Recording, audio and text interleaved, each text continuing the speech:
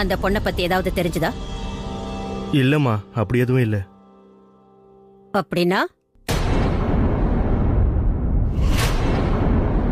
சாவித்திரி அம்மா, நாங்க நிறைய இடத்துல தேடி பார்த்தோம், ஆனா அந்த பொண்ணு எங்கேயும் கிடைக்கல.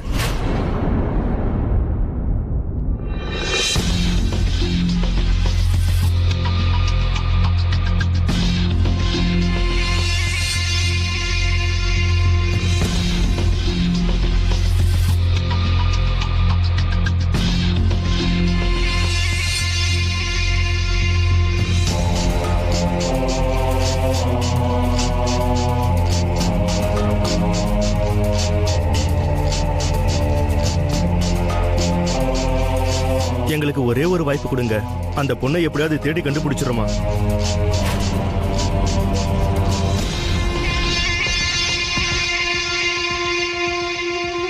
எங்களை நம்புங்க. இந்த ஒரு முறை எங்களுக்கு வாய்ப்பு கொடுங்கம்மா. எத்தனை நாளைக்கு ஒளிஞ்சிருப்பா? அவ பாதாளத்துல ஒளிஞ்சிருந்தாலும் சரி, இந்த சாவித்திரி கண்டுபிடிப்பா.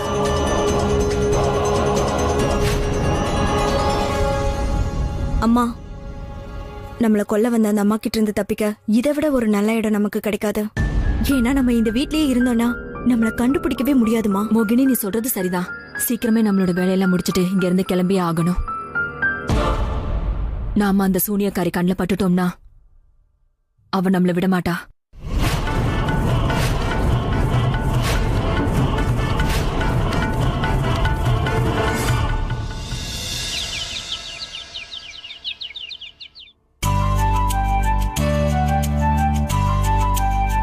ஃப்ரெஷ்ஷான மஞ்சளோட வாசனையே தனி. அட பரவாயில்லையே ரோகிணி, இந்த மஞ்சளோட வாசனை அப்புறம் நிறத்தை பார்த்தா நீ ராத்திரி பூரா உழைச்ச உழைப்பு இதுல தெரியுது. நீ வேணா பாரு ரோகிணி, இந்த புனிதமான மஞ்சள். நீ வேணா பாரு, சீமா பிரேமோட உறவை என்னைக்குமே பிரிக்கவே விடாது. சரியா? ரொம்ப சரியா சொன்னீங்க. நாம அக்கா மாமாவோட கல்யாணத்தை எவ்வளவு ஸ்பெஷலா பண்ண போறோம்னா வாழ்நாள் முழுக்க மறக்க முடியாத அளவுக்கு.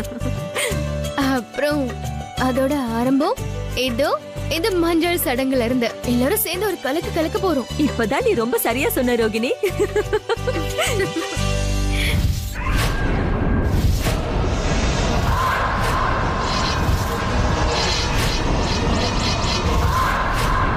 அது சரி, நான் உங்க ரெண்டு பேரையும் வீடு ஃபுல்லா தேடிட்டு இருக்கேன். ஆனா நீங்க ரெண்டு பேரும் இங்க இருக்கீங்க.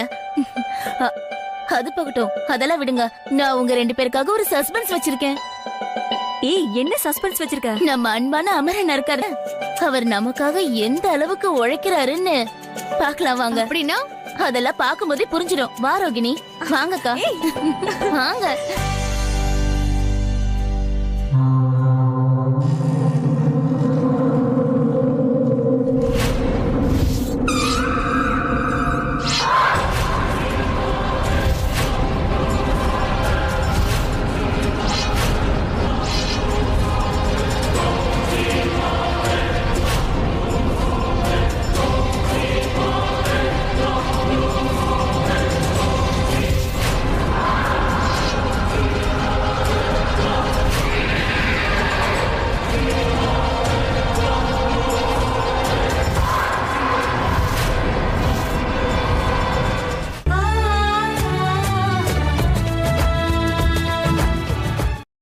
நீ ஹால ரொம்ப அழகா அலங்காரம் பண்ணி வச்சிருக்க. எனக்கு என்ன தோணுதுன்னா, பிரேம்க்கும் சீமாக்கும் இன்னைக்கே கல்யாணம் பண்ணலாமா? பெரிய பாட்டிமா, இது வெறும் ட்ரெய்லர் தான். கல்யாண நாள் அன்னைக்கு பாருங்க, பரத்வாஜ் ஹவுஸ் சும்மா பிரம்மாண்டமா இருக்கும். பெரிய பாட்டி, உங்களுக்கு ஒண்ணு தெரியுமா? அமர் ஏன் இந்த வீட்டை இவ்ளோ பெருசா அலங்காரம் பண்ணி வச்சிருக்காருன்னு? அதுக்கு ஒரு பெரிய காரணம் இருக்கு. என்ன காரணமா இருக்க முடியும்? என்ன காரணம் நீ? அப்படியா? இதுக்கான காரணம் உங்களுக்கு தெரியவே தெரியாது. நண்பனோட கல்யாணத்துல விழுந்து விழுந்து வேலை செஞ்சா என்ன நடக்கும்? ஓ அனி, நீங்க இருக்கீங்களே.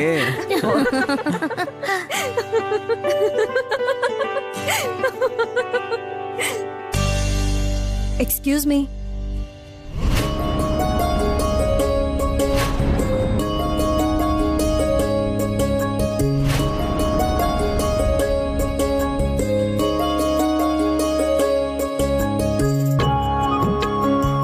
அட, நீங்களா?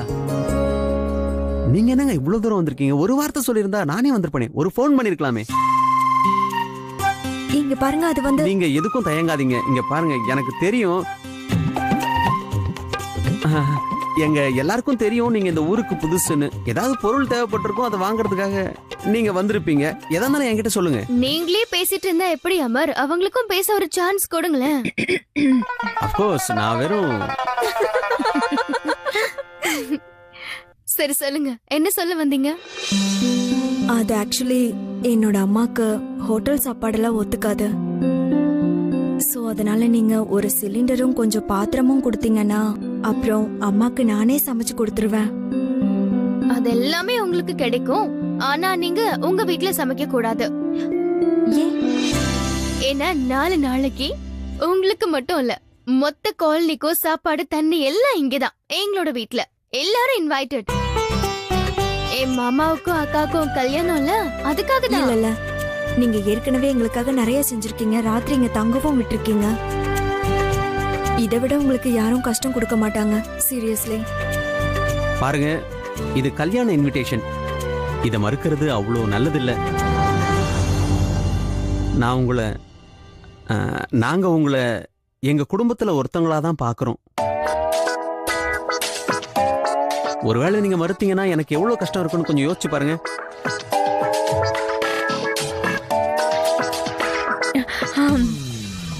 எங்களுக்கு எவ்வளவு கஷ்டமா இருக்குன்னு நீங்க கொஞ்சம் யோசிச்சு பாருங்களேன்.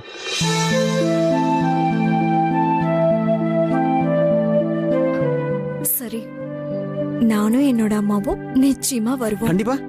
ஆமா, கண்டிப்பா.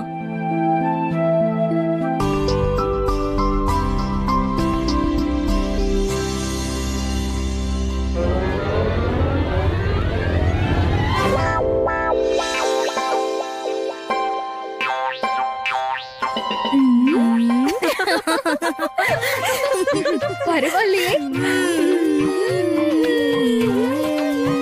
அண்ணி, என்ன ஆச்சு உனக்கு? அவகிட்ட விழுந்துட்டியா? அதெல்லாம் ஒண்ணும் இல்ல.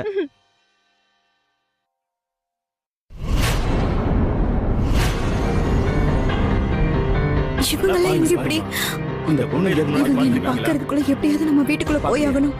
இவங்க கண்ணிலே படாம இருக்கணுமே.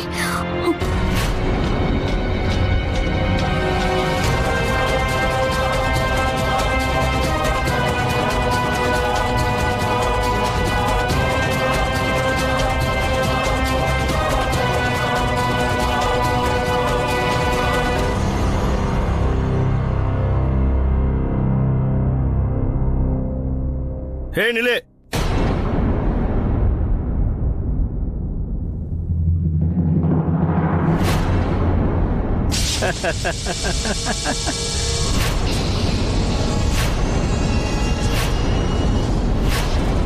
நீ எங்களை ரொம்ப ஓட விட்டுட்ட. இப்ப எப்படி ஓடி போவ? மோகினிக்கு என்னாச்சு? ஏன் இன்னும் காணோம்? எதிரில இருக்கிற பரத்வாஜ் வீட்டுக்கு போயிட்டு வர்றதுக்கு இவ்ளோ நேரமா? நாமளே போய் அவ எங்க இருக்கான்னு பாத்துட்டு வருமா?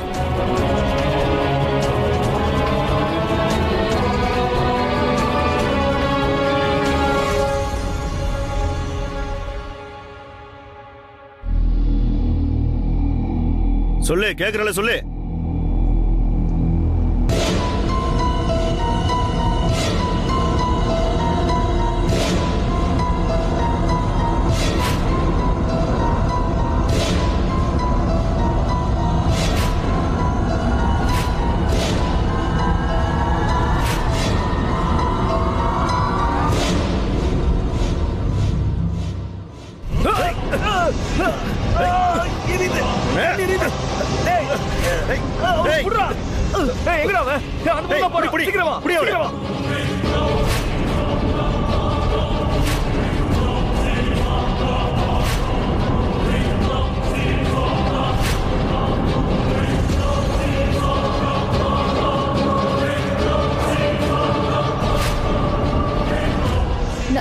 நான் அப்புறமா கால் பண்றேன்.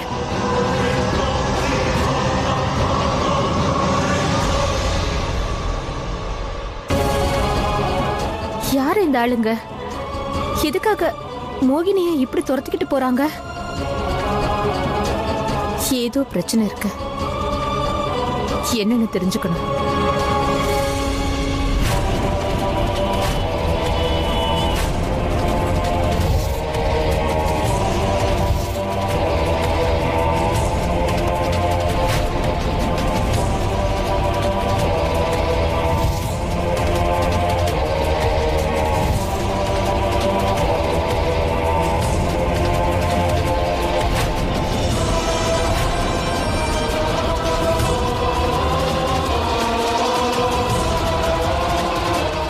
போயிட்டா தெரியலையே. இன்னைக்கு மட்டும் அவ கையில மாட்டினா அவ்வளவுதான். நிச்சயமா அவ எங்க தவிர வேற எங்கேயோ போயிருக்க முடியாது. விடக்கூடாது.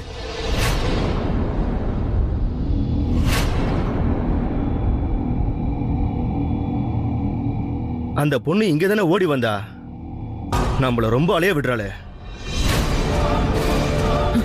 அங்க பாரு ஓடிக்கிட்டு இருக்கா. அவளை விடக்கூடாது. சீக்கிரம் ஓடி விடாத.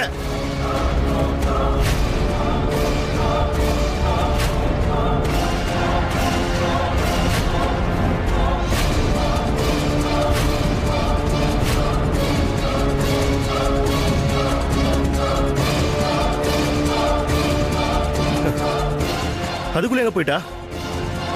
இங்கதான் எங்கேயாவது இருப்பா. சீக்கிரம் வா, போய் பார்க்கலாம்.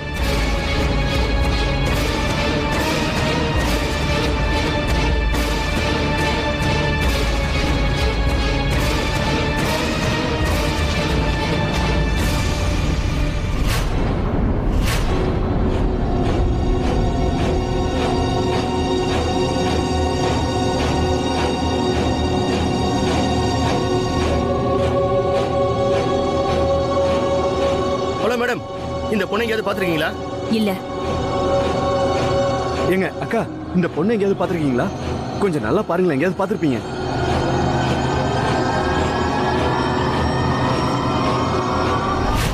ஏய் நண்பா, அங்க பாரு, போயிட்டு இருக்கா பாரு. சீக்கிரம் வா. சொல்லிக்கிட்டே இருக்க பாரு. சீக்கிரம் வா.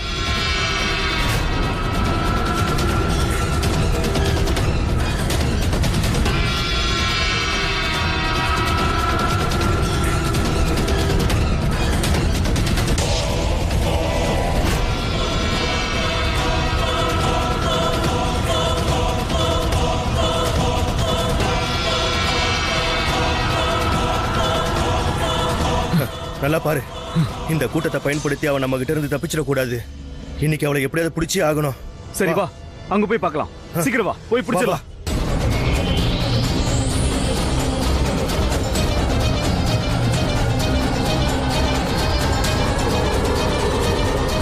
ஏ, இங்க எல்லாம் கடையை போடக்கூடாது. சீக்கிரமாடு, சீக்கிரமாடு. கிளம்பு கிளம்பு.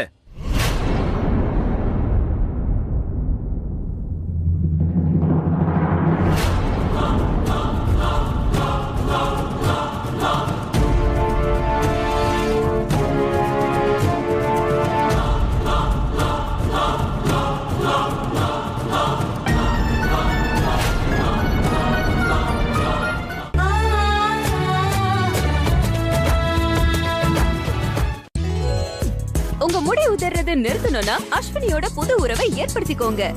நான் முடி உதறத தடுக்கிறதுக்கு எத்தனையோ ப்ராடக்ட்ஸ் யூஸ் பண்ணி பார்த்துட்டேன். ஆனா அஸ்வினியை யூஸ் பண்ணதுக்கு அப்புறம் எனக்கு அந்த பிரச்சனையே இல்ல. இந்தாங்க நெய். இது ஜிஆர்பி உதயம் நெய் போல மணமா சுவையா மணல் மணலா இருக்குமா? அந்த நல்ல குவாலிட்டி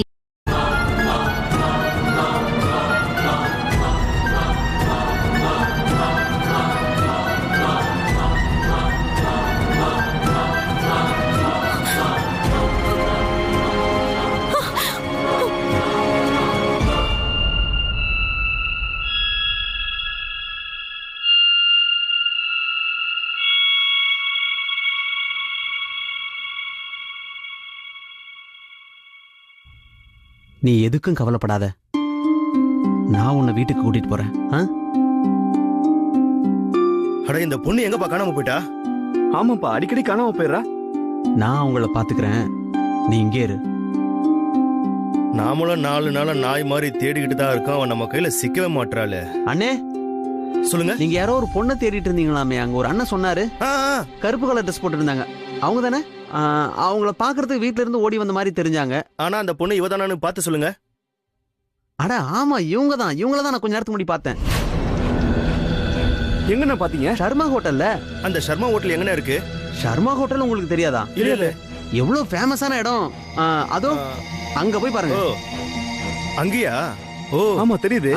ஓகே, ரொம்ப தேங்க்ஸ்ண்ணா. ரொம்ப தேங்க்ஸ். போய்டாங்க போய். தேங்க்ஸ்.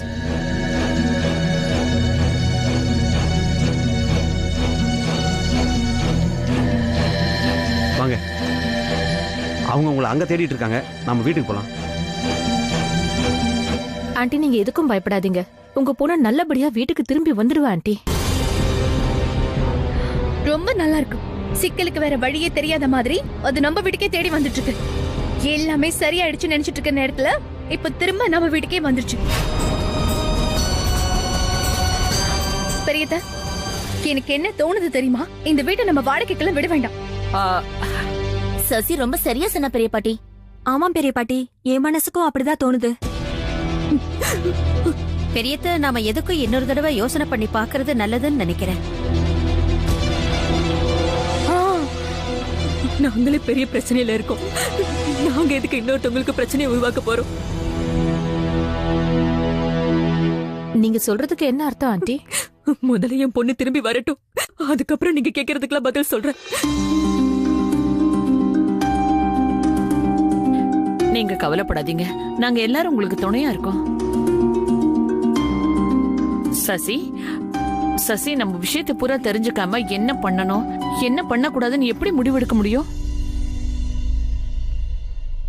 அம்மா,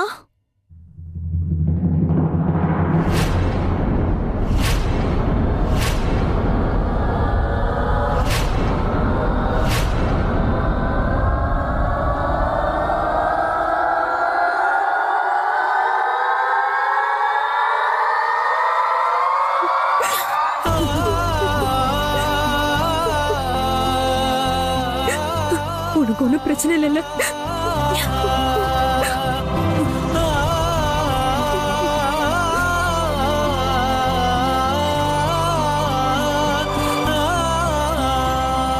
இது பாருங்க, இங்க உங்களுக்கு முழு பாதுகாப்பு கிடைக்கும். நீங்க எதுக்கும் பயப்பட வேண்டாம். ஆமா, நீங்க பயப்படாம உண்மை என்னன்னு எங்களுக்கு சொல்லுங்க.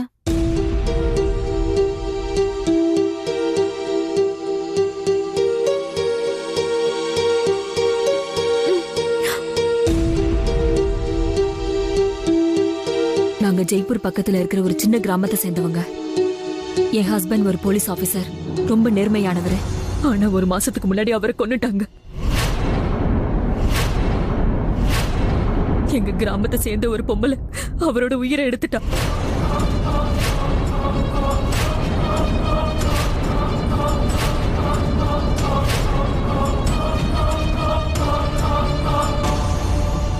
அவங்க பாக்குறதுக்கு தான் நல்லவங்க மாதிரி இருப்பாங்க, ஆனா உண்மையிலேயே அவங்க ஒரு சூனியக்காரி.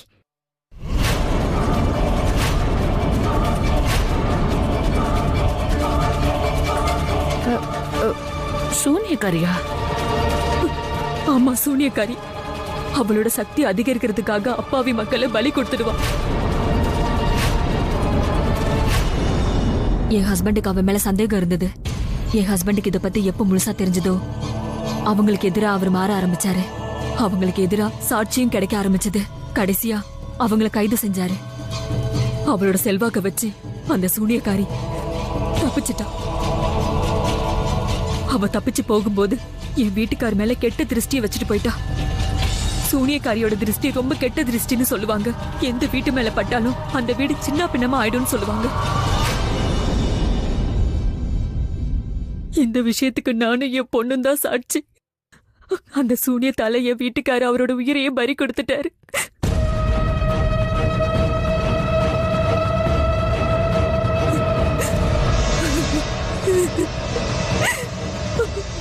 அழாதீங்க.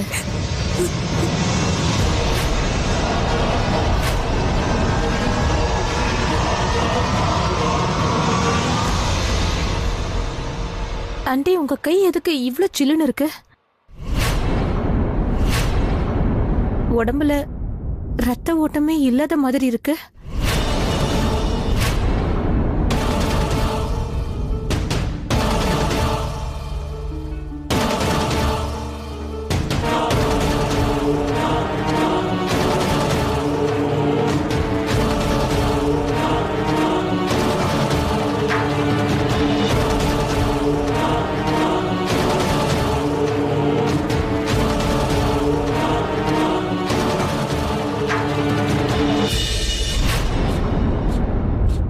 இவ்வளவு சின்ன ஒரு உடம்பு யாருக்கு இருக்கும்னா அது